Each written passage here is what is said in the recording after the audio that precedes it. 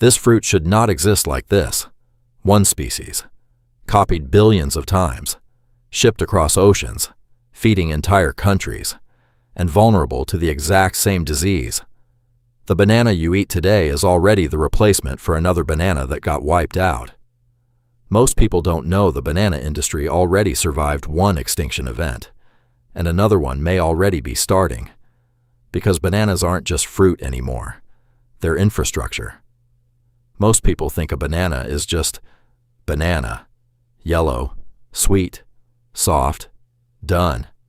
But bananas are one of the most diverse foods on Earth. Some taste like vanilla ice cream. Some taste floral. Some taste almost like apples. Some are cooked like potatoes. Some never leave the country where they grow because they're too fragile to survive shipping. And some varieties may disappear within our lifetime. Today we're breaking down the bananas that shape the modern world. Not just how they taste, but why they exist. Because hidden inside bananas is a story about globalization, genetics, colonialism, and survival. This is the Cavendish banana, the default banana, the one sitting in almost every supermarket on Earth. And it won because it survives the system, not because it tastes the best. The Cavendish ships well, bruises less easily, ripens slowly, looks clean under fluorescent supermarket lights. That's why global trade chose it. You can harvest it green in Ecuador, ship it across an ocean, then force ripen it thousands of kilometers away with gas chambers, which sounds less like farming and more like industrial engineering. And once you notice that, you can't unsee it. Because the Cavendish isn't really optimized for flavor. It's optimized for logistics. And underneath all of that convenience is a massive weakness. Almost every Cavendish banana on Earth is genetically nearly identical. They're clones, not similar. Clones, which means one disease can threaten the entire system at once. And that already happened before. Before the Cavendish. There was another banana, Gros Michel.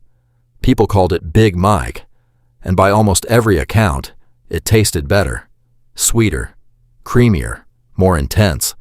Some historians believe the artificial banana flavor in old candy was originally based on Gros Michel, which explains why banana candy barely tastes like modern bananas. You're tasting a dead fruit. Then Panama disease arrived, a fungus in the soil, silent, invisible, unstoppable. Once infected, farmland could become unusable for decades. Entire plantations collapsed. Countries built around banana exports started panicking. Workers lost jobs. Companies lost fortunes. Governments got involved. This is where the term banana republic exploded into history. Countries economically controlled by foreign fruit corporations. That's how powerful bananas became. Not food, power. Eventually, the industry abandoned Gros Michel and switched to Cavendish because it resisted the disease.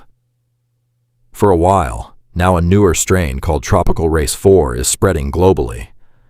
And the Cavendish may be heading toward the exact same ending, history repeating itself almost perfectly. Red bananas feel wrong the first time you see them. Your brain pauses for half a second, because bananas are not supposed to be red. But they are, and they taste completely different from Cavendish bananas. Sweeter, richer, almost berry-like. Some people describe hints of raspberry, others say they taste floral. And color changes flavor more than people realize. Not chemically, psychologically. Humans experience food with expectation first. Deep colors signal intensity, ripeness, sugar. So your brain prepares for stronger flavor before the banana even touches your tongue, which changes the experience itself. Food is never just taste. It's memory, expectation, association, mood. Ladyfinger bananas are tiny, and somehow that alone makes them feel expensive. They're sweeter than Cavendish bananas, denser, less mushy, almost honey-like. But what makes them interesting is psychological. Humans associate small foods with rarity, precision, care. That's why tiny desserts feel luxurious, why miniature versions of normal foods explode online, why people emotionally react to tiny pancakes for absolutely no logical reason. Smallness creates emotional value, even when it's still just banana. Then there's blue Java, the banana that looks AI-generated, pale blue skin, silver tones, almost unreal under sunlight. And somehow the flavor is even stranger. People call them ice cream bananas because the texture becomes incredibly creamy when ripe, soft enough that your brain immediately connects it to vanilla ice cream, and that matters because flavor is deeply tied to memory. One smell can bring back childhood instantly. One bite can unlock emotions you forgot existed. Food bypasses logic completely sometimes. That's why comfort foods feel comforting. They're emotional shortcuts. And bananas are deeply embedded into childhood for millions of people. Safe food, soft food, first sweet food. So when something like blue Java tastes nostalgic, the emotional reaction becomes weirdly powerful. Not because it's just delicious, because it feels familiar in a place deeper than language. Plantains are where bananas stop being snacks and become survival, harder, starchier, usually cooked instead of eaten raw. In many countries, plantains are daily food infrastructure. Fried plantains, boiled plantains, mashed plantains, entire cuisines built around them. And that changes the scale of this story. Because in wealthy countries, bananas are convenience food, breakfast food, gym food, smoothie ingredients. But for hundreds of millions of people, bananas are calories, reliable calories, which means crop disease doesn't just threaten a product, it threatens food systems. That makes the banana story feel less quirky and much more serious. Apple bananas and manzano bananas completely break the idea that all bananas taste the same. They're tangier, firmer, more acidic. Some have apple-like notes. Others almost taste tropical and floral at the same time.